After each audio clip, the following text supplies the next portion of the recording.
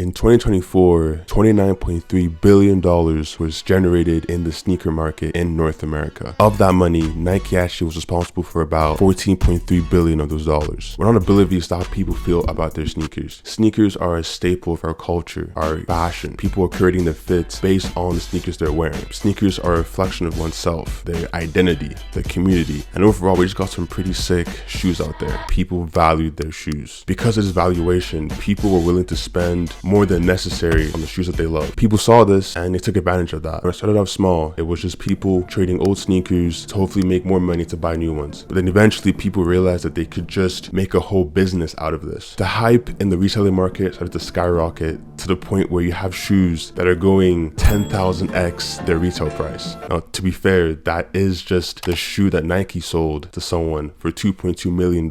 And it was a shoe that Michael Jordan himself wore during one of his games in 1998.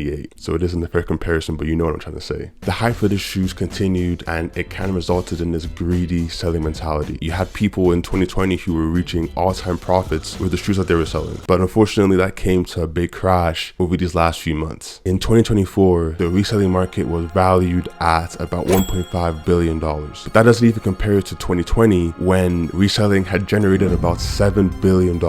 How was the resale market even able to generate $7 billion? But more importantly, how was it possible for them to then drop all the way down to $1.5 billion in 2024? There's a lot of factors that formed the sneaker landscape that we have today. But before we can even talk about what's currently happening, I want to talk about how we even were able to make shoes this valuable. And to do that, we got to go all the way back to 1984. Air Jordan was a basketball and sportswear company that was kind of held under Nike. Air Jordan and a bunch of other accessories are marketed under the Jordan brand. On October 26, 1984, Nike signed Michael Jordan to a 5-year deal that was valued to be around $2.5 million at the time. This was one of the biggest contracts at the time for any athlete. It was actually 3 times the amount that the average athlete that was signed would get. On April 1st, 1985, Peter Moore created the first Air Jordan 1s, which went for retail for about $65. Nike had the intentions of trying to make about $3 million in the first 3 years of the sneakers release. They actually ended up making $126 million in just 1 year. But how did Air Jordans get this impactful? The Jordan 1s are made up of black and red for its colors. The problem with this is that for the NBA, they had a rule where it said that the shoe needs to be at least 51% white to be worn. And because the Air Jordan 1s didn't align with that criteria, they would fine Michael Jordan $5,000 every time he wore the shoes. Nike was willing to pay this fine for Michael and insisted he kept wearing the shoes because it kind of helped them create this band narrative for their advertising and their slogan and their marketing. And it paid off well for them because after continuing the marketing, Nike actually ended up making about $70 million 3 months after the shoe released. The amount of sales that these shoes had was based off the personality of Michael Jordan. The charisma, the athleticism, determination to win a game by any means were things that inspired basketball players, basketball fans, and even fans outside of the game. Be like Mike was a slogan in the 90s that I believe people who weren't even basketball fans again were inspired by. Because of this, the Jordan brand was expanding to fashion, pop culture, and hip hop. But one culture that you wouldn't expect the Air Jordan 1s to break into was the skateboarding culture at that time. During the era that the Jordan 1s were being made, there actually weren't that many skateboarding shoes out there. Skateboarders decided to use Jordan 1s and other basketball shoes because of its durability and flat soles. You see in this picture taken at the Powell Peralta Animal Chin Wrap session that all the team members were wearing Jordan 1s. After that video came out, Nike and Jordan 1s just blew up in the skateboarding community. This incentivized Nike to try to hop into the skateboarding community and make their own brand for that. In 1996, that was Nike's first time trying to do that, but if you look at these shoes, they're kind of ugly and people just didn't like them. In 2001, Nike released Nike SB, and I won't get into all the details about this, but what is important is that their new director, Sandy Bodecker, wanted to put the skateboarders' interest in mind. So when listening to the skating community, they all kind of proclaimed that they wanted shoes that were just like Nike Dunks, which if you didn't know, they are shoes that are kind of like a combination of the 1984 Legends, the 95 Terminator, and the 95 Jordan 1s. What people liked a lot about the Dunks is the diverse colors that it had. If you look at Jordan 1s, it's just red and black. But these Dunks are basically an iteration of that, but with all these different colors to kind of give each skateboarder a unique and, diverse style for themselves. In 2022, Nike SB would sign a bunch of other skaters to then help kind of promote their brand. Eventually, they would collab with companies like Supreme to kind of get, the message out there, and more skaters and more pros were signing and more shoes were being created. But I'm really all saying all this just to highlight the impacts that Jordan 1s even had in the skating community. It kind of pushed the Dunk, and then eventually they started to treat these skateboarders like athletes. But like I said before, these shoes had an impact on pop culture, fashion, and hip hop. So these sneakers and others being made at the time went from being just athletic wear to something that a lot of casual people would start wearing. You will see the impact in a lot of TV shows and movies. One notable TV show is The Fresh Prince of Bel-Air, where Will is just enamored by Jordan 1s. The Jordan brand would also influence hip hop culture. You will see a lot of artists that would be referencing them in their lyrics, or you see music videos where you see a lot of artists wearing the Jordans. This led to sneakers being a go-to status symbol and a fashion statement, and this resulted in the reselling culture and sneakerheads overall. Now, collecting, trading, and reselling sneakers was something that was very popular in the 1980s. And it wasn't just the Air Jordan 1s at this time. Now you have Air Force 1s, Nike Dunks, Nike SB, Air Maxes, and even Adidas Yeezys. Consumers were willing to pay premium price for the shoes that they adored. The Air Jordans became the shoe that was a must-have because of the memories and feelings that people had during the era of him playing and shortly after that. These shoes got so big that Nike was even re-releasing some of the old models because of what it meant to people, and obviously to make it more money, but you get that. Sneaker collectors would go online to gatherings, to outlets and other events in search for rare and limited shoes that they could buy. Some notable exhibitions are SneakerCon in North America and Southeast Asia, SneakerNess in Europe, and Faces and Laces in Russia. People would not only go to these events just to buy and sell their shoes, but they would also show off their collection, trade, or even just admire other people's collections and works. The events and the shoe culture at this time would also have a lot of shoe or sneaker art that involved a lot of photography that people would take of their shoes, as well as like paintings and drawings of their favorite shoes as well. This became a place for individuals to show off their creativity. The value created in these shoes came from a place of genuine admiration for what these shoes meant to them. Nostalgia and memories gave these people a good reason or a good idea as to why they're willing to pay a premium price for these shoes. And you see the admiration people had for their shoes and Jordans during the Vine 2012 and 2013 era. Eventually, the value of these shoes started to increase exponentially, and now there's a whole shoe market or shoe economy, and people took advantage of that.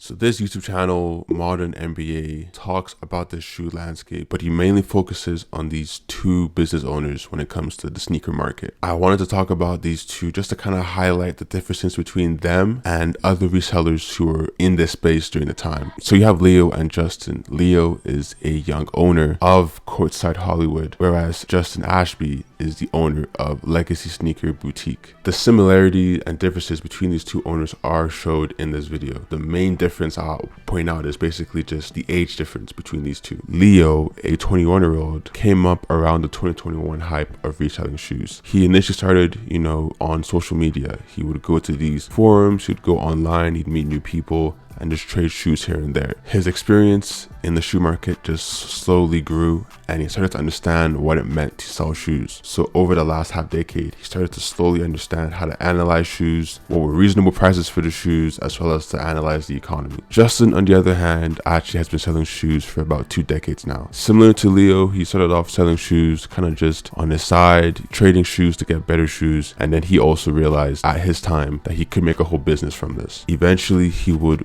pop up with a bunch of stores all over the United States, and he basically just oversees the operations that goes throughout there. These two are good examples of what it means to be integrated within a community, to slowly build up your network and connections, and just have an ear for what is happening, I guess, in the streets as one might say. This led them to have a better understanding of what people liked, and they would only stock up on shoes that they thought was necessary for the people around them. It also helped them to become fair pricers and better negotiators because they were very aware of what, I guess, the value for each shoe was. Whereas other sellers, people who try to buy into the hype, who are now trying to sell, most of them are selling based off desperation, and so their awareness or their idea of the price is kind of inflated or just misinformed. Leo isn't unique in opening up a store in the 2021 era when everything was blowing up. There was thousands of people who tried opening up stores at this time, and this makes sense when you look at the sneaker market that was happening at this time. There were some stores who were reporting that they were making about $50,000 off their shoes per day. To be fair, I don't know if it was $50,000 a day, a month. The research was kind of blurry, but regardless,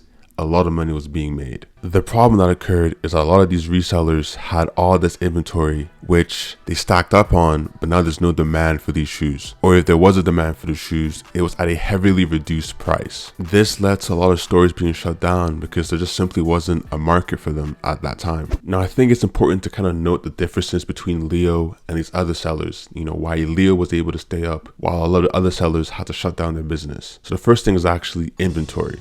Leo would go to pop-up events, he would talk to people he was connected to, and based off the intel he got, he kind of had a good idea of what shoes to buy and what not to buy. These other stores would try to figure out what was going to blow up next, and then their goal was to basically buy a bunch of shoes at retail price, and then once the rate or the price of them went up, then they would sell at an all-time high price. The only problem with that is that a lot of the hype that they were reading into was just the hype that other resellers were just kind of screaming out loud. So real sneakerheads were not the ones really pushing out this hype. These sellers tried to treat the shoe economy as if it was like an NFT or like a meme coin, or how I like to call it, gambling. They're trying to buy in early, look at the retail price, and then hoping that the price margin on each shoe would grow exponentially and they can sell at a very high rate. They intended to game the system. People would buy 200 shoes and they're hoping for the price margin or the price increase to be about $30 for each shoe, because then if they sold the inventory, they're looking at about $6,000 in profit. And they're trying to do this for every shoe release that's happening. The problem with that is that when people stop buying the shoes, you have all this inventory. And if you look at these clips here, you see this inventory, but there isn't any demand for it. So a lot of these sellers were down tens of thousands of dollars. The second reason is adaptability and being diverse. Leo wasn't intentionally trying to stock up quick, sell at a higher price than retail to make a quick buck. Leo seemed to have diversified what type of shoes he had, and he knew many sneakerheads that would be interested on the shoes that he bought. He also realized that he couldn't just rely on hype, and that's why he kind of created a brand that also aids the common person and the tourist. He understood that there were many more people who were kind of interested in shoes than full-on sneakerheads. And through that, he diversified how he made his money. He still has a market for the people who are really into those shoes and are willing to spend a lot of money on very nice, rare, limited shoes. But he also realized that a lot of people are not willing to spend that much on shoes that, to them that's just shoes, right? Leo's approach was a bit more long-sighted, unlike other people who, again, were trying to just make this quick money based off the hype that they themselves as resellers just made. The demand wasn't real for these shoes, and therefore there wasn't a business or a market for them. Justin, the experienced owner, talked about how in his last 2 decades of selling shoes, this is probably the worst he's ever seen in the economy. He brings up an interesting point that the ups and downs in the economy is very common, and it is based upon how much money that the common person had. If they had a lot of money, people were willing to spend, and therefore they would. But if they didn't, obviously they can't spend on shoes that are unnecessary. But he believes that this is the worst he's ever seen. Partially that could be due to the fact that when Nike and Adidas would be selling their shoes, they would put them on retail and they'd see that all their shoes were being bought up. So because of that, they said, hey, let's increase production for these shoes so that we can make more money. The problem with that is that the reason that their shoes were being just sold out, it wasn't from an actual demand from the people. It was really just resellers who were taking all their shoes. So when Nike and Adidas and these other companies started to just produce more shoes, there wasn't a real demand for it, and therefore there's just a lot more shoes on the market. And doing all of this right after the COVID era was brutal because people just did not have the extra cash to spend at the time. So now no one is buying these shoes. This caused a huge market crash when it comes to reselling sneakers, and the common man loves it.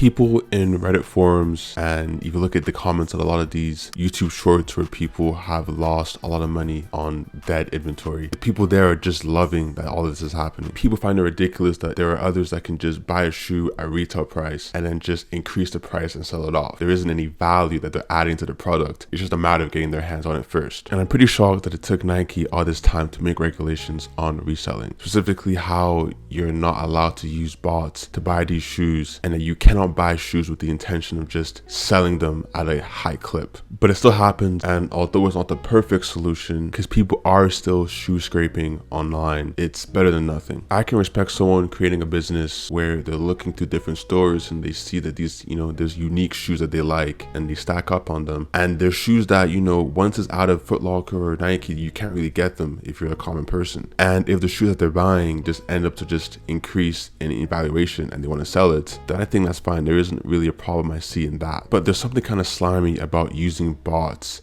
to mass buy a bunch of shoes and then sell it off real quick to make quick money. But I also understand the nuance of it all. For some people, this is a business and it aids in their livelihood. They need this money to make a living, to eat, to take care of themselves. And just from businesses all over, there are businesses that do very slimy things, but because we're ignorant to it, we kind of overlook it and we continue to use their services regardless. People will continue to do slimy things to make money. It's honestly just a part of the human experience. We love money. I get that. I also used to say that I didn't get the shoe hype earlier. I knew people liked their shoes, they valued their shoes, but I never sat to ask myself why. I never thought about how people in the 90s and 2000s would be willing to overspend on shoes because of what Michael Jordan meant to them growing up, all the memories and nostalgia that they went through at that point in their lives. I was ignorant to how Dunks and Nike SB could influence a whole generation of skateboarders. I even really liked the movies mid-90s, written and directed by Jonah Hill, and he says in one of these complex clips that when trying to get the vibe of the movie, he made sure to really look into exactly what were the shoes that were big at the time, because obviously he was aware of the shoes, he grew up in that time, but it was just like, what shoes that I miss, what were big to other people? And so you have this movie where all these old shoes are being shown. I never thought about the artists, the celebrities, just the impact of having these people wear these shoes had on a kid's mind or an adult's mind. On top of that, you have people who had older brothers, cousins, friends, and communities where they just had a value for these shoes, and as a kid you see other people loving a shoe, you're gonna grow up to love those same shoes as well.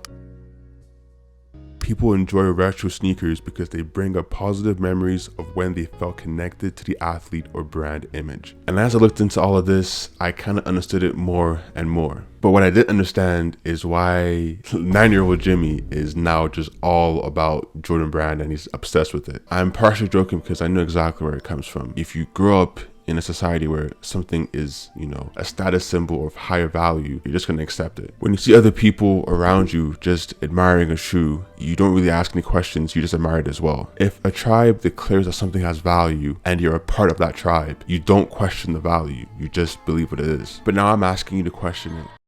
Why do you like the things that you like? Justin, the experienced owner, says that the Jordan Brand being as big as it was in the 90s and 2000s made sense because a lot of people grew up seeing him play, and after he retired they can look back at the memories that had Jordan all over them. People let the nostalgia create more value in their eyes, and I want to reiterate that I have no problem with people spending thousands of dollars on shoes if they had some sort of nostalgia and memories connected to Michael Jordan and their time growing up. If that's where your value comes from, I have no problem with that. I have no problem with that because I believe that value is real. But one thing I want to press, younger kids and people my age is like, why do you value these shoes? What do you see in them? We never came up watching Michael Jordan and we weren't even in that era. So it's like, there isn't any memories or nostalgia that, we can kind of attach ourselves to. It's just what it is. So if it's applicable to you, I'm just asking, why do you value the shoes that you buy? More specifically, why are you willing to buy a shoe that's 10x its retail price? Where is this value coming from? If you grew up around a lot of people and you just say that, like, hey, I value these shoes because other people around me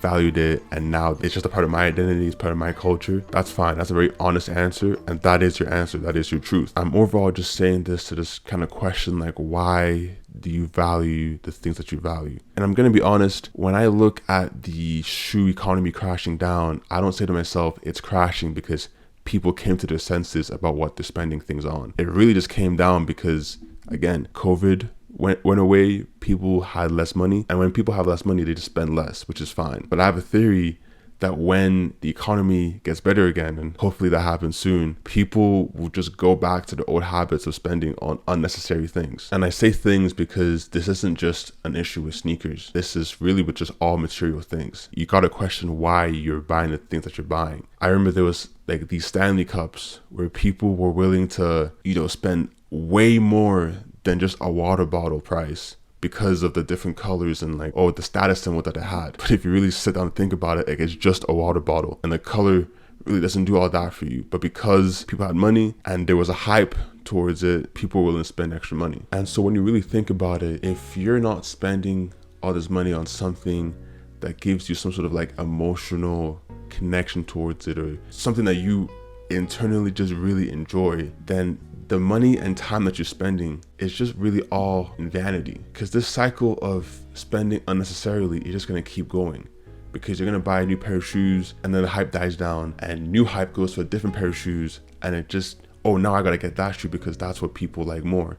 And it just keeps going and going and going until you have a bunch of shoes that you just don't wear and it doesn't matter. And there isn't even an emotional connection to those shoes. So if you're going to spend money on something that is materialistic, make sure that the value really does come from within. You put the value on it, not what other people put on it, but what you feel about it. And I'm not saying that there can't be any external validation when it comes to shoes or even anything for that matter, because, let's be honest, the clothes we wear and the car we buy, there is a little bit of an external validation that we want from those shoes.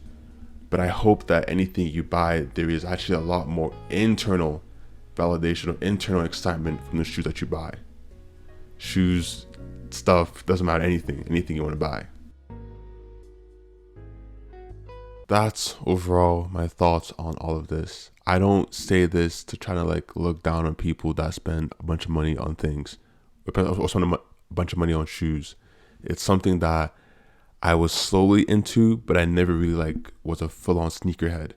And so I had a lot of fun doing a lot of research on this, and it kind of gave me the idea of okay, why do I value the things that I value? So if you're a sneakerhead and you watch this video, I would love to hear your opinions on the vanity of it all, why you buy your shoes and where your value comes from. And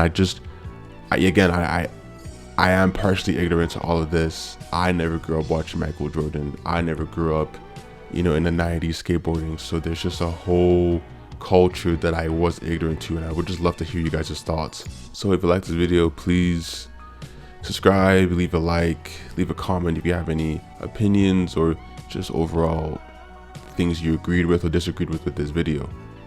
If you like this video though, I probably have a few other videos that you will like a bit more, a bit less, I don't know. I think you'll like them.